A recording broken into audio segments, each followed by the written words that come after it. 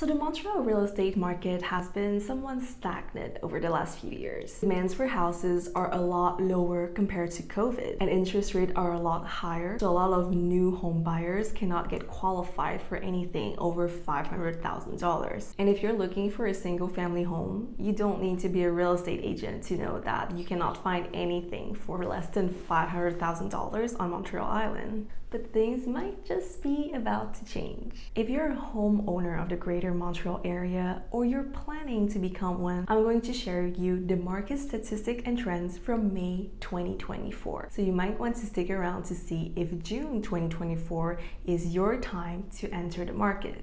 So first up, let's start with a high-level overview. Are we trending towards a buyer's market or a seller's market? Let me give you the straight goods from the data I've pulled directly from the Quebec Real Estate Board. So in May 2024, there has been 6.5 months of supply for single-family homes.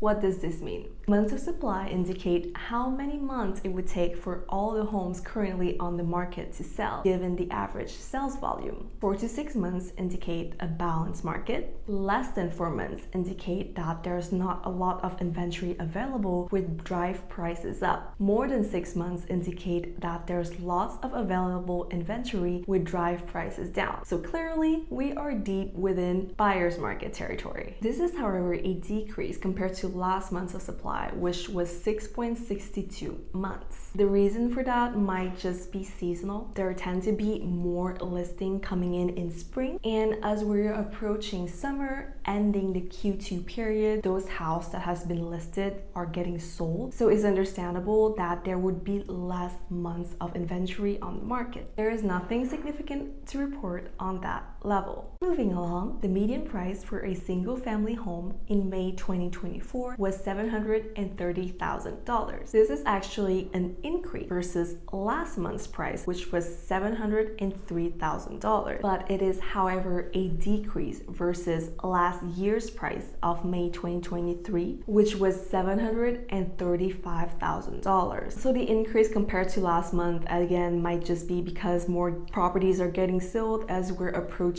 the end of spring season. But it is interesting to see that it has been a decrease for prices compared to last year. And in my opinion, it might have been because a lot of people have refinanced their mortgage this year. As you might have probably heard, 40% of RBC clients and BMO clients was due to refinance their mortgage in April 2024 of this year. A lot of people who had interest rate between 1 to 2% went to new interest rate of 4 to 5%. So the people who might not have been able to afford that, putting back their property on sale, which increased inventory. And in doing so, decreasing scarcity for houses, increasing inventory, and decreasing the prices. Next up, the listed price ratio for single-family homes in May 2024 was 97%. This is the same as last year, but it is, however, a decrease versus last month. The list to sell price ratio have been somewhat the same within the last few years, varying between 97 to 98%. This is because we are in the buyer's market territory,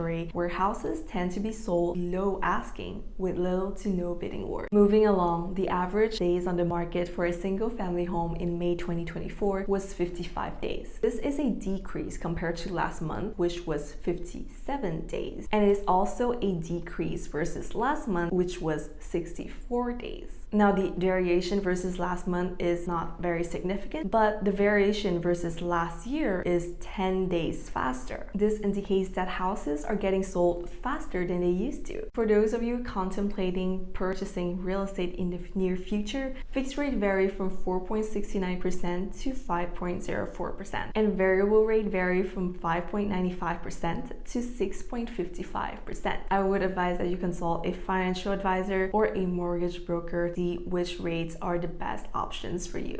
So what do the market statistics from May 2024 tell us? Well, houses are selling faster than it used to. Interest rates are slightly lower than they used to be. You might have heard that the Bank of Canada has decreased for the first time their indicator rate by 25 basis points, which is slowly building back the trust for the consumer. Months of supply suggest that we are still in buyer's market territory, which have stayed the same since post-pandemic. But as things are progressing, there might be a change in status quo by the end of the year.